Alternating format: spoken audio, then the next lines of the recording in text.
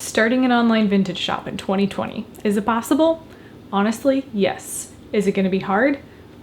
Honestly, yes. But it's definitely still doable. And today I'm giving you 6 tips on how you can do it.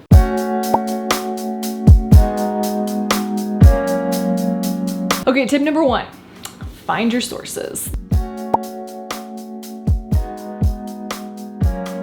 Sourcing can get a little weird because as far as vintage dealers go, they like to keep their sources very close to their chest. And honestly, I don't blame them because finding vintage can be extremely difficult. So this is something that you do have to put in the legwork for. You can't just walk into a vintage store and expect some vintage dealer to share with you exactly where they found all of their 1950s designer dream dresses. It's just not gonna happen, let's be honest. You gotta do the legwork. The few sources that I will share with you though that are super easy to find stuff and a great place to start out is gonna be Goodwill, any donation-based charity shop. Estate sales are also a great opportunity. And of course, my personal favorite, I have a ton of videos on this very place, but the Goodwill outlets, AKA the Goodwill bins. It's a pay by the pound location, and honestly, as far as your cost of goods go, you can find so many good items there and you're going to keep your cost of goods very low. Tip number 2 is do your research. This is crucial. Don't just phone it in. Vintage is something that you need to learn. It's not something that you can just Google real quick and be like, oh, that looks like the item that I have, so it must be from the 1950s.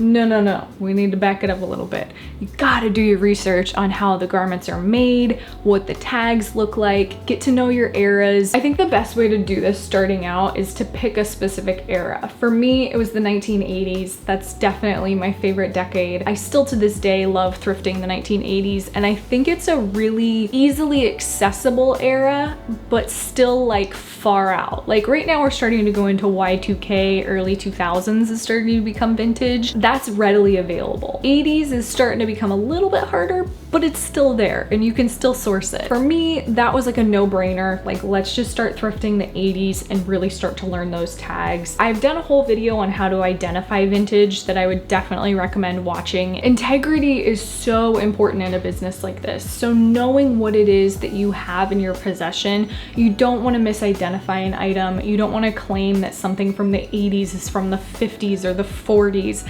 And honestly, it's so important to know that finding an item from anything past the 50s and dating it is critical because those are going to sell for a lot of money. And if someone pays a lot of money for an item that you claim is the 1930s, but it's actually from the 1990s and it's a reproduction, it's not going to look very good. Tip number 3 is to pick your platform, or honestly, just do them all like me.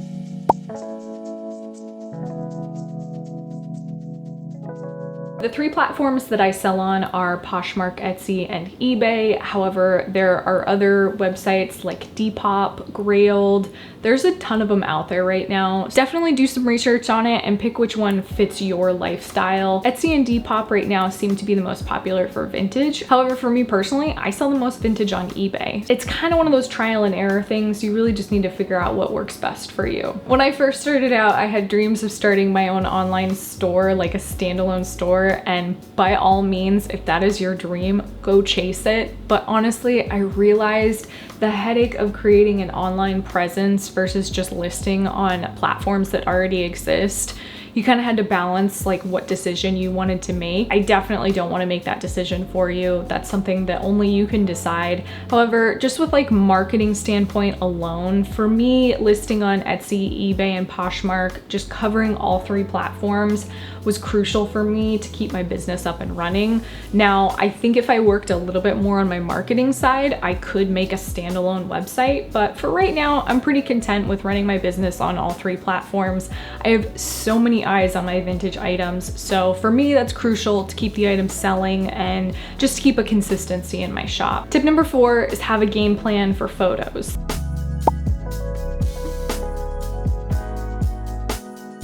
This is way easier said than done. I know this. My photo journey personally has been over the course of many, many years, and I still don't feel like I've perfected it.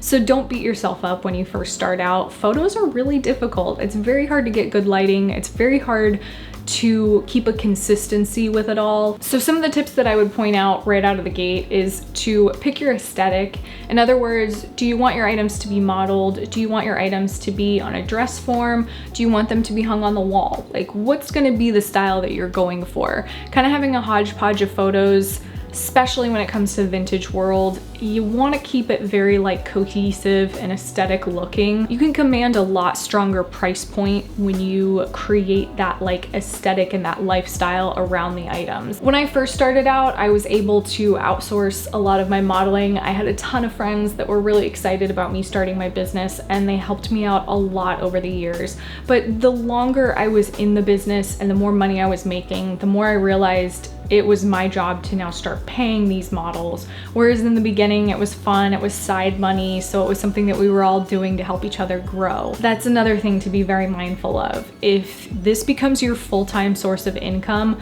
you need to also budget paying a model if that's the route that you want to take. Don't be afraid to use a dress form. I think there are a ton of stores out there that specifically use dress forms. Also, I feel like some of the people viewing this might actually just be t-shirt people, and if you're just selling vintage t-shirts, I mean, those stores, they just throw it on the ground and they command like $500 for a t-shirt. There's really no rhyme or reason when it comes to it. It's just what works best for you. Tip number 5 is brand your business.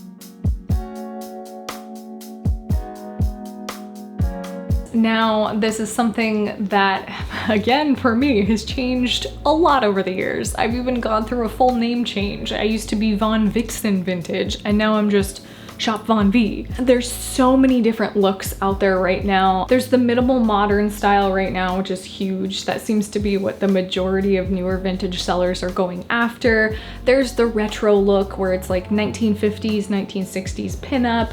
Those are very rare and very hard to find though, so be prepared if that's the route that you want to take. You're in a pretty interesting bracket, and it's gonna be a journey, but it's doable. There's also, like I said, the t-shirt community where it's just like basically 1990s t-shirts, streetwear, grunge vibes. There's the new cottagecore trend, which is like the latest and greatest thing. There's a lot of different opportunities. And then there's also the people who just sell everything, and that's okay. But I think branding yourself with that specifically in mind is key. For me, my brand, personally, how I think I come off as like a very put together modern look, but also with like a little bit of a streetwear edge. I try my best not to fall into like one specific on-trend brand, but I am just kind of an all-encompassing look, but also like a very sleek, modern style. Okay, last tip, and tip number 6, I also need to take my own advice on, but that is to stay consistent.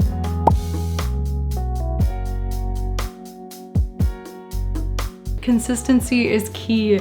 And yes, I unfortunately lack in consistency. But honestly, if you really want to grow this brand and you really want to become a top vintage seller in this community, you gotta stay consistent. You gotta post regularly, post on Instagram, make sure everybody knows what you're listing. If you can post daily on all of your platforms, that's the way to go. Or if you choose to do like weekly drops, just keep it as consistent as possible and people will love to see that. Again, I need to take my own advice on it because man, oh man, I lack consistency. But trust me, all of the vintage shops that even I look up to, that's the one thing that I notice is they stay consistent. Okay, you guys, I hope this was helpful. I know we're in such a weird time right now and starting a business in general sounds scary, but honestly, on the flip side, right now is the time to do it. It's the best time to start that business that you've been thinking about. And if it's a vintage business, I say do it. I say go for it. Vintage is always gonna be here. It's not gonna disappear. I think people live in that fearful mentality of like, oh no, vintage, everybody's gonna scoop up the vintage, but like the years keep going by, so new vintage keeps coming up. I wouldn't stress too much about it. You're still gonna be able to find vintage pretty easily. That I can guarantee. That's all I got for you guys today. I hope you enjoyed this. If you have any questions, please leave them down below or hit me up on Instagram. I'd love to be of any help that I possibly can be. Thanks so much for watching. Like, comment, subscribe, and I'll see you guys next time. Bye.